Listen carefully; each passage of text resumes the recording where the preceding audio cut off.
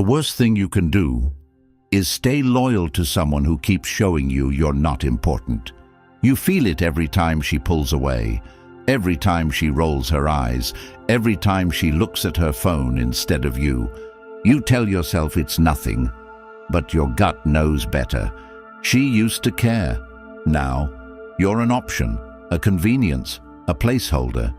You keep hoping it'll change. You think if you're more patient, more nice, more giving, she'll come back. But it never works. She's not confused. She knows what she's doing. And deep down, you do too. Comment, "I deserve respect," if you're done being blind to your worth. This video is your reset. Not to fix her, but to rebuild you. To make you untouchable to anyone who doesn't see your value. And by the end of this, you will never be the same again. Number 1. Don't chase her attention.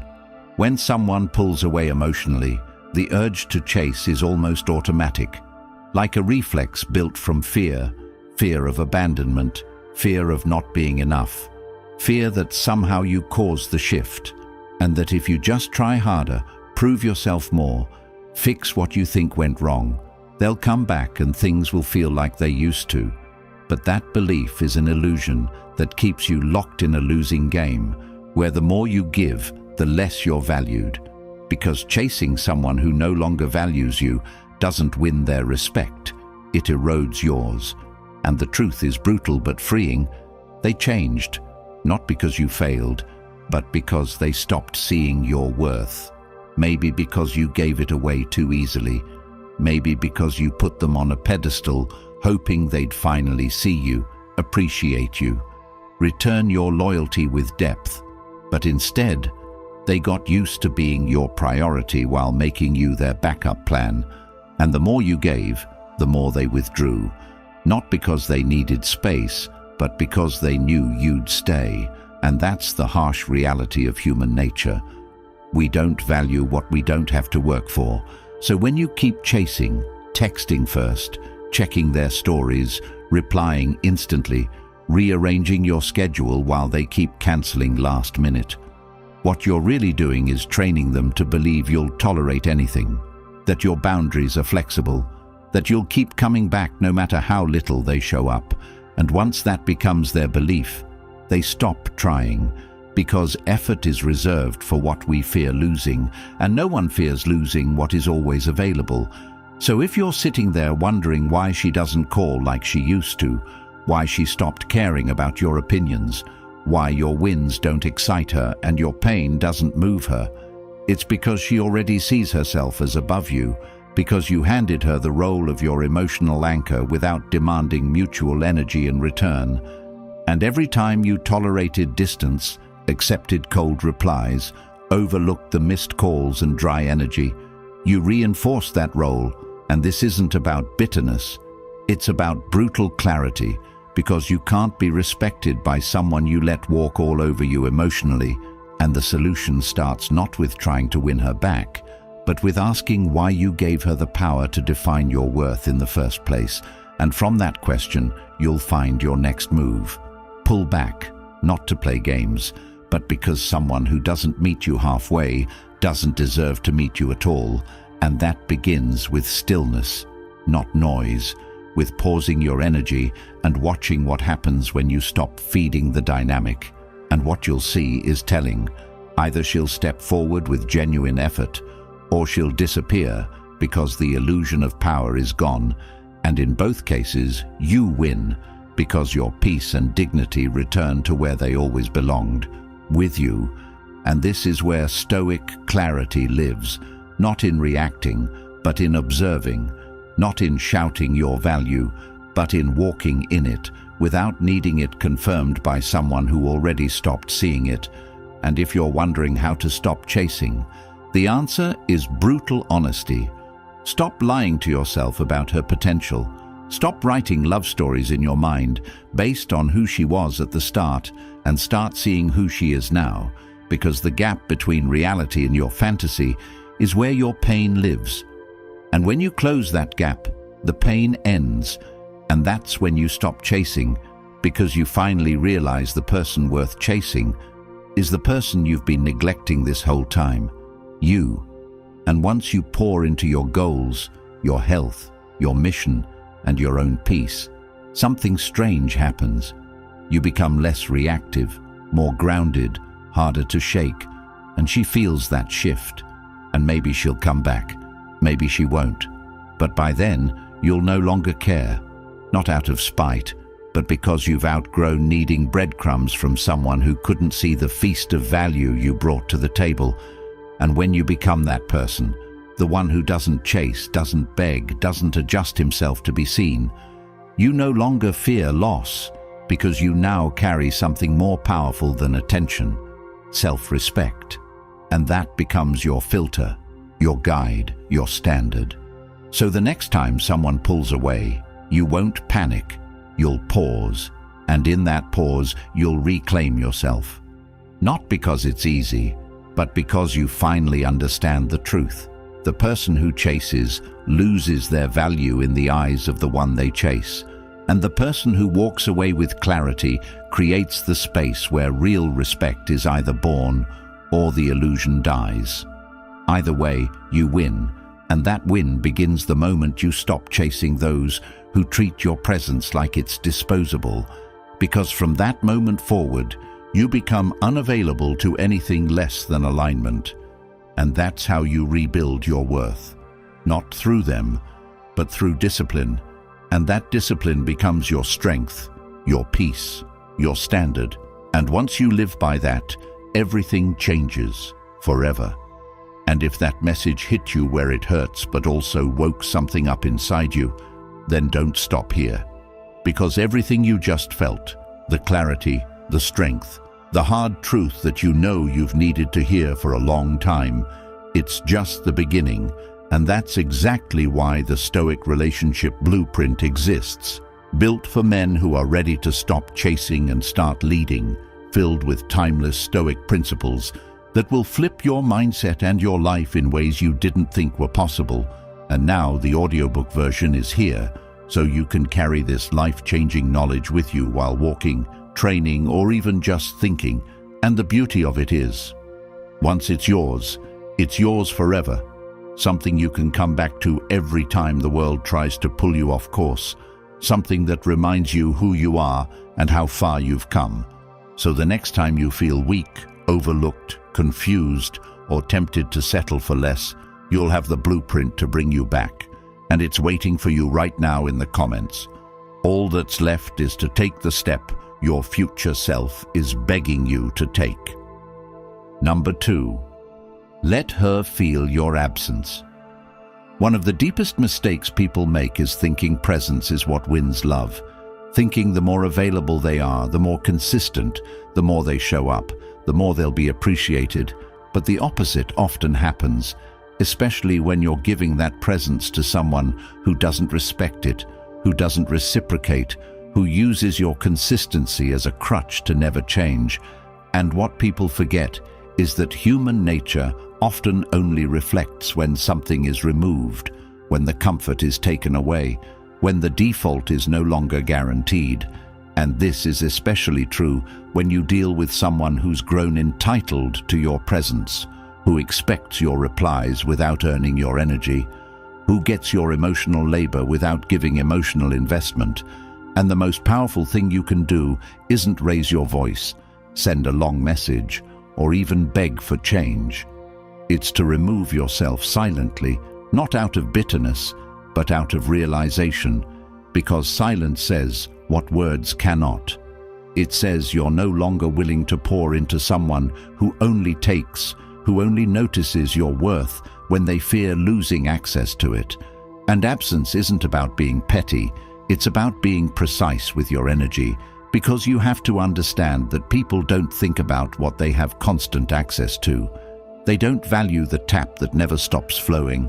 But when you turn off that flow, when your presence becomes rare, when your attention is no longer free, when your emotional investment becomes selective, suddenly the room gets quiet. Suddenly they have to sit with themselves and face the void your presence used to fill. And in that void they either reflect or replace, but either way, you get your answer, And it's better than confusion, because when you're always present, they never have to decide how they really feel. They can just float in your energy and pretend things are fine while giving you nothing. But when you step back, they either rise to meet you or reveal that they never intended to. And both outcomes are clarity, and that's the point. Clarity over confusion, alignment over attention, peace over patterns that drain you. And the truth is, the longer you overstay in situations that devalue you, the more damage you do to your own identity, because every time you tolerate less than you deserve, you make it harder for your soul to recognize your own worth. And the cure isn't in fixing them, it's in disappearing from dysfunction. And watch what happens when you no longer show up, when you stop being the one who checks in, who reaches out, who fixes the vibe. And in that silence, you find something powerful. Self-respect, because presence is a gift. And when it's given to the wrong people, it becomes a burden. But when you become selective, when you treat your time and attention like currency, people either invest or step aside.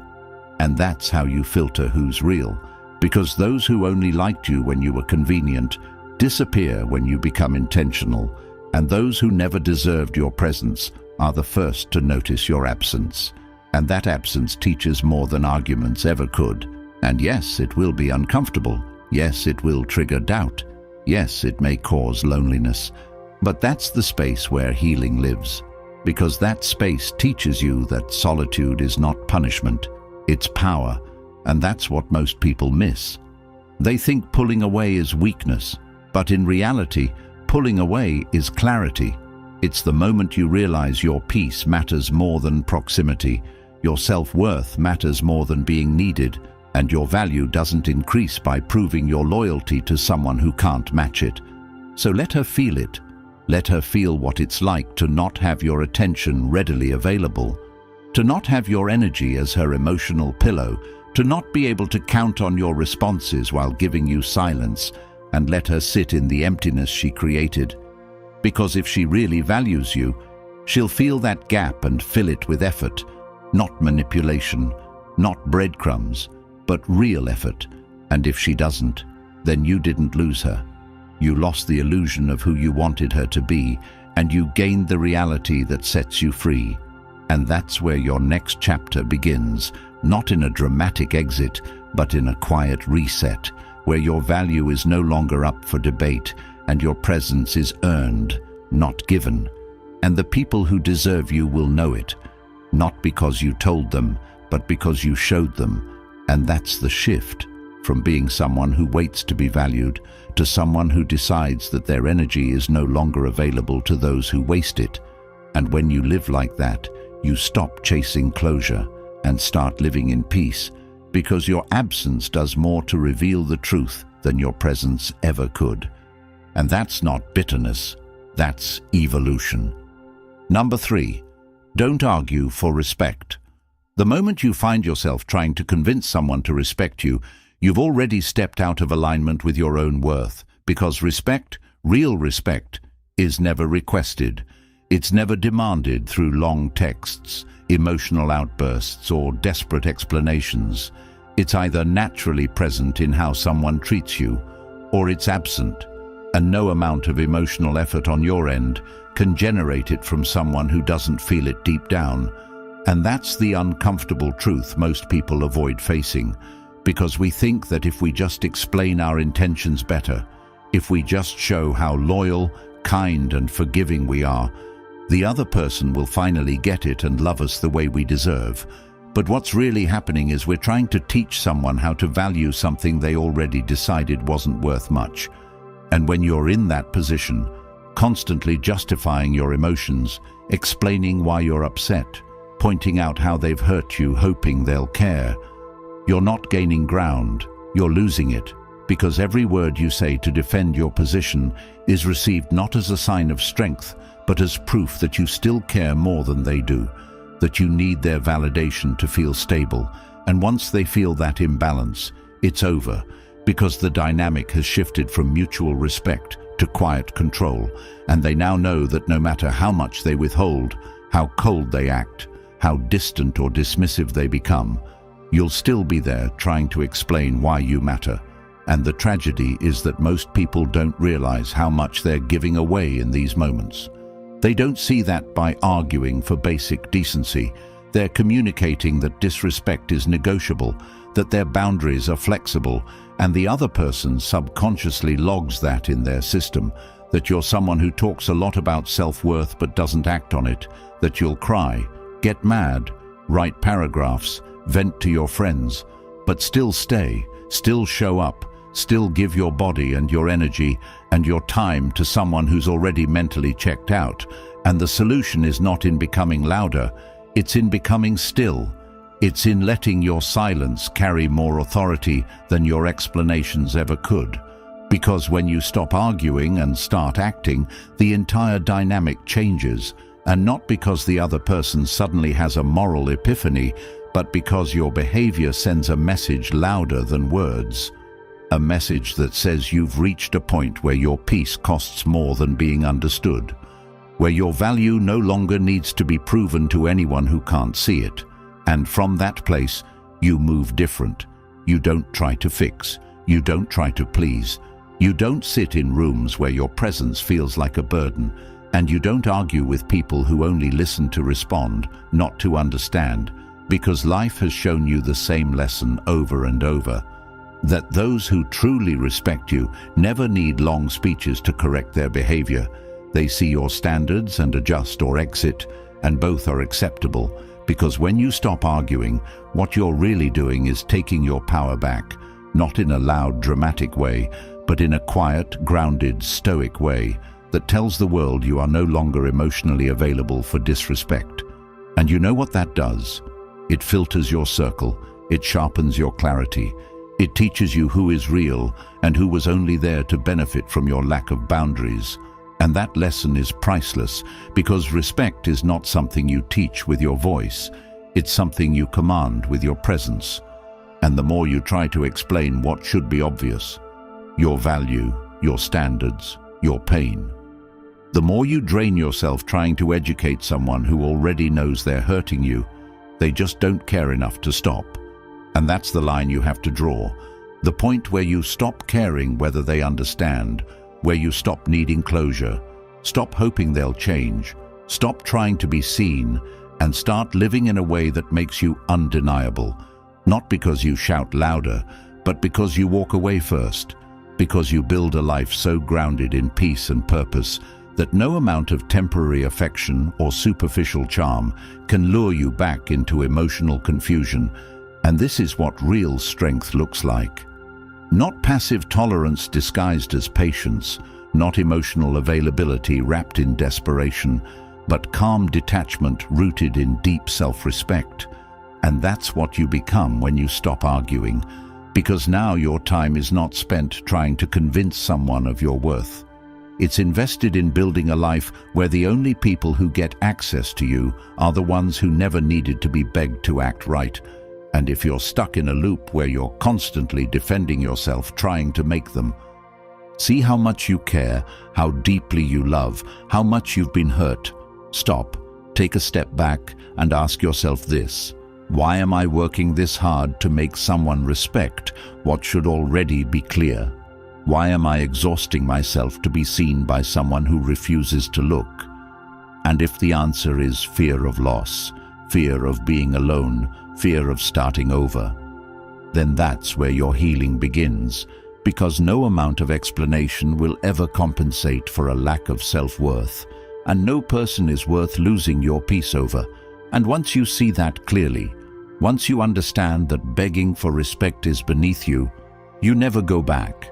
You don't raise your voice, you raise your standards, you don't send more texts, you delete the thread, you don't ask why they changed, you accept they did, and you move forward with your head high and your energy intact, because life is too short to keep explaining yourself to people who don't listen, and your value is too high to be debated by someone who treats your pain like it's negotiable. So from this moment forward, don't argue for respect. Walk like it's already yours. Number 4, stay emotionally cool. There comes a point where you realize that not everything deserves your reaction, that every time you raise your voice, send that long message, or break down explaining how much something hurt you, you're leaking power because the people who trigger you already know what they're doing, and if they can shift your emotions with a simple glance, a dismissive tone, or strategic silence, then they know they control you.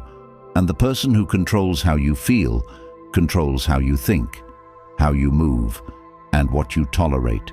So when you keep reacting, even when you're justified, you're stepping into a role where they are the puppet master and you're the one performing.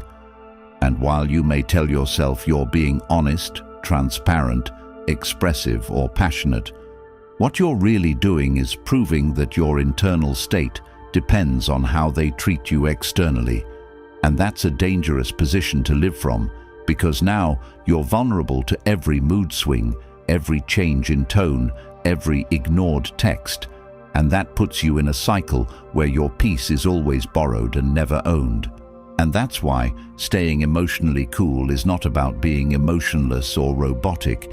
It's about creating enough space between what happens and how you respond, so that you never hand your power over to someone who tests you, and when someone disrespects you, the reaction they expect is the one you must deny, because nothing shakes people more than a person who should be angry, who should be upset, who should be reactive, but chooses not to be, not because they're weak, but because they've trained themselves to be steady, and that steadiness is rare, it's powerful, it commands respect without needing to say a word, and when you respond to drama with silence, to insult with indifference, to manipulation with immovable peace, you're teaching the world how you handle pressure, and more importantly, you're teaching yourself that not every hit requires a swing. Some hits are designed to test if you'll throw away your frame to meet someone at their level. And when you refuse to do that, you rise, and the ones trying to pull you into chaos realize they're powerless against someone who won't take the bait. And that's what emotional coolness gives you: leverage, clarity, control, because now you're no longer operating from impulse, you're operating from wisdom. And that wisdom tells you that peace is not something you hope they give you. It's something you protect by refusing to be pulled into games designed to distract you from your value. And this applies in every interaction. Whether she ignores you, tests you, provokes you, or pretends not to care, your job is not to explain, react, or validate the setup. Your job is to observe, decide, and move accordingly. And most people never develop this control because they never sit long enough with discomfort to realize they don't need to react. They just need to recognize the pattern and decide not to repeat it. And once you see that, you become unshakable. Not because life or people stop trying you, but because you stop giving them the power to define how you feel. And that's where true emotional strength lives. Not in how loud you get, but in how calm you stay. Number 5. Keep control of your life. If your world starts and ends with how she treats you, whether she responds, whether she compliments you, whether she makes time for you, then you've already handed over the keys to your internal stability to someone who may not even know how to drive their own life. And that's the kind of dependency that destroys your confidence, because now you're not living for your mission, your purpose, your path. You're living for her reaction. And once she becomes the emotional center of your existence, you've made her your authority, your anchor, your definition of success and failure. And that's not love. That's emotional slavery dressed up as connection. And what most people don't realize is that the more you orbit someone who's not even centered themselves, the more you drift from your own core, and suddenly you're waking up wondering why you feel lost, drained, uninspired, and the answer is simple. You're building your day around someone who isn't building anything with you. And if your happiness depends on whether someone calls, texts, or validates you, then your entire identity is on lease. And when that lease ends, so does your sense of self. And the only solution to this is to recenter your life around what actually lasts: your goals, your progress, your principles, your health, your money, your discipline. And when you do that, you no longer chase approval because you're busy building a reality where you approve of yourself. And that's not selfish, that's survival. Because if you don't fill your own cup, you'll be forever trying to get sips from someone else's. And when they stop pouring, you starve. And that's why you need your own foundation, your own plan, your own rhythm. Because once you start keeping promises to yourself, once you start stacking wins daily, waking up early, training your body, developing skills, staying consistent, you start feeling powerful in ways no external relationship can provide. And from that power comes detachment, not coldness, but clarity. The kind of clarity that makes it easy to say no to disrespect because your life is already full and you don't need to tolerate breadcrumbs when you're busy baking your own bread. And now, when someone enters your life, they're not your focus. They're a potential addition to an already complete system. And if they add value, great. If not, they're simply not qualified to stay. And that mindset changes everything, because now you're no longer operating from fear of losing someone, but from confidence in who you are without them. And when that happens, you stop being manipulated, stop being drained, stop being second-guessed, because people can feel when you're whole and they treat you accordingly. And if they don't, you remove them without hesitation, not because you're bitter, but because you're busy. Busy becoming everything you promised yourself when you were tired of being average, tired of waiting, tired of feeling like your life only moves when someone else gives you permission. And from this space, you no longer need her to text back, to come through, to be present, because you've taken full responsibility for the direction of your life, and that's not something anyone can take from you. And the longer you stay here, the stronger you get, because momentum builds and self-respect compounds, and now you're living with purpose, not pain, with direction, not distraction. And the right people feel that and move accordingly, and the wrong ones fade because they can't thrive where standards are high. And that's exactly how it should be. Number 6, let her go if needed. The hardest truth you will ever face is that the person you wanted most is sometimes the person you must release completely, not because you didn't love them enough, not because you didn't try hard, wait long, forgive deeply, or stay loyal through the most confusing seasons, but because their presence is no longer healthy, and their access to you is costing you more than their absence ever could. And letting go isn't about hate. It's not about revenge. It's not about proving a point. It's about preserving your soul, because if every interaction with her leaves you second-guessing yourself, walking on eggshells, explaining basic expectations, or wondering why you feel like you're the only one trying, then you're not in love.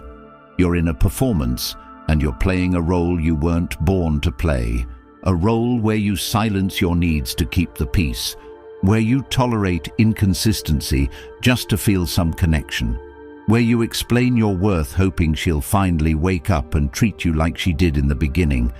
But that version of her was either temporary or conditional, and now you're living in the space between who she used to be and who she really is. And you're hoping the past comes back instead of accepting that the future with her may never improve. And that's the part that breaks people. The idea that letting go means losing everything. But in reality, holding on is what's draining you, delaying your growth, and making you question who you are. And that's why the most powerful move you can make is walking away without needing closure, without needing validation, without needing her to understand. Because maybe she won't, and maybe she doesn't care, and maybe she's already replaced you emotionally. And if that's the case, every extra day you stay hoping she'll change is a day you deny yourself the healing that comes from finally choosing yourself. And yes, it will hurt. And yes, it will feel like failure. And yes, you'll miss her. But that's not a sign to go back. It's a sign that you're detoxing from dysfunction, and that takes time. But eventually you'll see that the peace you gain is greater than the comfort you lost. And from that place, you rebuild, not quickly, but deliberately, brick by brick, boundary by boundary, decision by decision. And every time you choose not to reply, not to chase, not to fold, not to second guess, you get stronger. And eventually, you'll look back and realize that losing her wasn't the tragedy. Staying with her would have been, and that's when you finally understand what letting go really means. It's not about walking away from someone else. It's about walking back to yourself. And when you do that, the pain becomes purpose, the lessons become leverage, and your life starts moving again, this time in the right direction, with people who see you clearly, treat you right, and never make you feel like you have to earn basic respect. And that's when you realize letting her go didn't break you, it freed you. If you've made it this far, then deep down you know the truth. You've been conditioned to tolerate disrespect, to chase validation, to water yourself down just to keep someone who stopped seeing your value. And society won't teach you how to reclaim your power, because a man who knows his worth can't be controlled. And that's why the Stoic relationship blueprint was created, to arm you with the timeless Stoic principles they hope you never discover. The mindset that makes you unfazed, clear, and untouchable. And now it's finally available as an audiobook, so you can carry this power with you, while walking, training, or just thinking. And once you have it, it's yours for life. No more excuses, no more confusion, just the truth you've been starving for. Hit the comments right now and type, "I choose my peace," if you're ready to grab it. And if this message lit something inside you, like the video, subscribe, and help get this truth in front of more men before they waste another year chasing people who don't respect them.